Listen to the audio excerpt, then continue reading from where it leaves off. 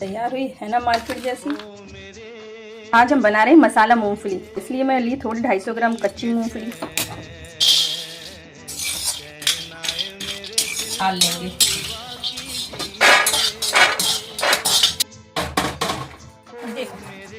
इनके छिलकों को अच्छे से निकाल देंगे।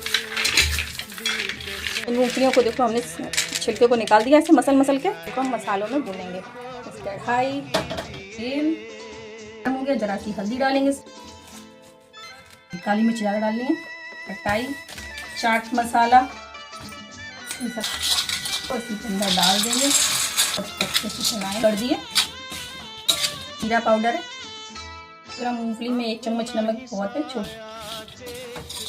अब थोड़ा कढ़ाई में ही ठंडा होने देंगे। डालेंगे थोड़ा गरम मसाला, लेते हैं बाउल में और इसे डाल देंगे बाउल में।